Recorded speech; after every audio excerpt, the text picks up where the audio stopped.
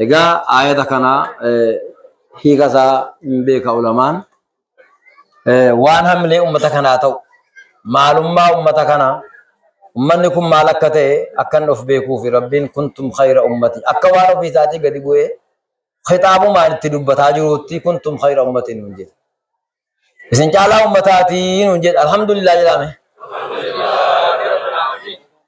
مالي أبلو نجعل على جه وان جابرتا وان دينكي وان لافامتي أبلو ندربو إيرا كتا كيسا يو جولي يو تكفى باتي أولي باتي يدما أمة الدنيا جير أمة آدمي كبه إلى بويا كياما أولي بي أمة النبي محمد عليه الصلاة والسلام إذن جعل أمتاتي أمتهم تجعلتون نجد ربي الحمد لله رب العالمين مالين جناني تأمرون بالمعروف وتنهون عن المنكرين معروفتي ولا ججو همار رامو والله ويتوجا أكما كان يا جركين ديبون نبي محمد عليه الصلاة والسلام أمني ساني ترجمان هن دي جنة سيرون ديبون ساني كس هند بوتان غافتو قرابين كتو مسامعي دا ودو جري سماعي ولا كنيتي أنبيوتا هند فوتو جرا أغرسيسي وانجر سيچي گويا كي آما فول دولي ربي ترياتنو جماعة جرا فلتني وصول على نو أمة موسى أرجن أمة موسى كان باية أمة في ساني كجبي ساني سنغا في أمة ما قوتا ودور نكون جراني كم مدن ينال لكي كم موسى تجده أمة موسى نجارو باينان أمة سنا كيسا موكم نتور باتا نحسابي ملي غافي تو كمالي كان جنة سين كم تور باتا ما كيسا تلقى إبرب أمة نبي محمد كيسا عليه الصلاة والسلام أمة كما تور باتا ما غافي تو كمالي جنة قالوا كيسا جير يا رب نو كيسا جيراتون همالا رب نو آتاسيسو غافي تو كوزون غافتا من جتون جر علمان قبري تلين غافتا موجتشو كباجا وانا ما جابسيسو يناني وكاشان غمدني اي حضراتو آينا كدنا كنجرسا نراتا اوجياني ينان تمنهم جان رسول عليه الصلاة والسلام اتجارت سے مطلب میں اتجارت رہتا تھے جان نمنی بلا سن کہیں سبا کبھی وکاشا سے تو کو میں مالا ستا جان غیران بلا کدبتوتی کمتور باتا مربین دبلے آفیا چوجیرا کمتور باتا مرد کمنتور باتا می دبلا میرے چوجیرا كندوكا يوم محمد سدي ويجرت يجونو جر حساب ملغاتو غافي تو كمال جنة قالوا مالو جنة ربي كينيا وجم بريتشني توكل جبسو مالو رفض دب ربي هنتاو قرچليچ قرچتي نركتم مالتي نركم ربي تو كچتي بريتشني مانينا ما يوجيمه توكلنا ما يوجيمه حساب تو كمال إنكي تو كمالة غافي تو كمالة قبري كابي هم بقول يا كياما نمدي جنة تقولون دا كنا تو أمتنا بمحمد كيسجر كنا أبو الحمد لله رب العالمين إيه كان كنا جري بودا مالي قولي تكلمني إسنوم بيتو وان ألانغان دي مو فردي واللالو جرا وان ألانغان كم باتا مفجان فردي واللالو جرا مو باتا ماجرا alangan kun jira male alangan tola bata manjir inni kun akanat sinifga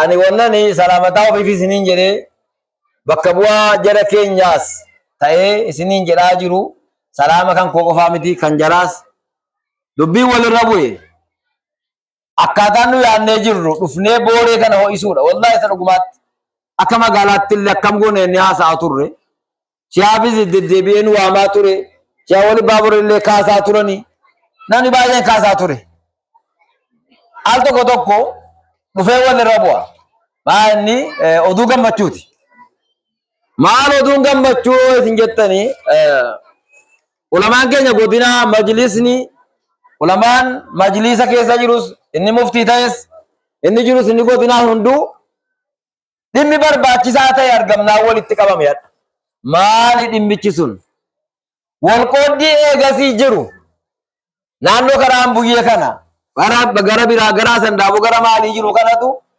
wal qoodii suni nama gabaabaa wayiitiin araarri bu'e Allahu akbar jettanu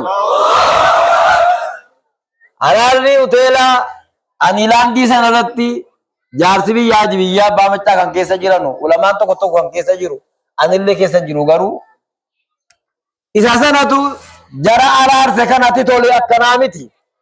Warra godinaa ija biyyaa nu waamaati. Imaamota nu waamaati. Hamma yoomitti ummanni keenya wal nyaataa miti. Araaramuu keenya kana dhagaanii hagalanuu jennaan wanni godina Jimmaa keessa jiru gaayaa iluu baaboraa dhufeera. Battuun dhufeera. Haadha walitti qabamanii Sheekh Abdulkariim isa jiru baay'ee nama ajira. Haala gaariitti wal dhungatamee waluu dhungannee footoo keenya ilaaluun keessan hin mala. Kana keessa jirraayi isinirraa hafuun nutti jabaatee suutumaan akka jarri hin dammayne suutumaan jara bakka bu'ee salaamataa jara isiniin ga'ee kanaaf rakkatamee malee dhimmi keessan kun dhimma sanaa gadi ta'eefi miti. Dhimmi keessan ammas taanaan wanni danda'ame wanni namni wal gargaaru diinii gargaaru ammas magaalaa irras jira maajilisa irra jira amaanaan keessan akkasumatti nurka jira lapheen baatinaati isa kanaaf nu offilcha waan jirudha kun salaamataa jaraati.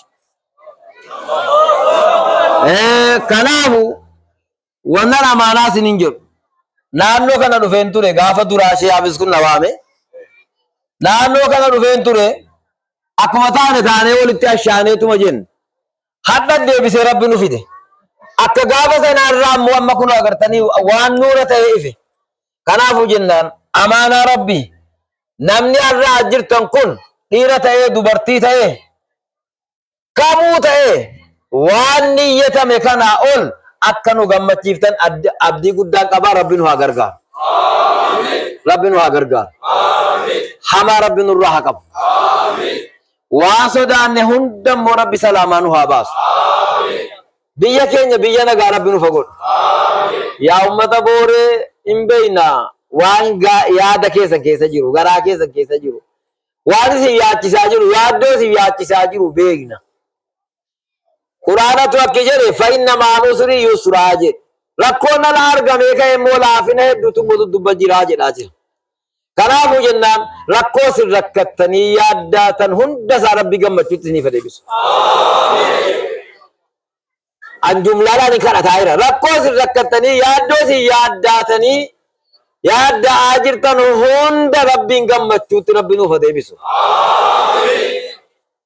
Waan diinii keenya miidhu waan nageenya ummata kanaa miidhu waan aadaa biyya kanaa aadaa bareedduu aadaa islaamummaa nu jalaa miidhu rabbi nutti gad dhiise.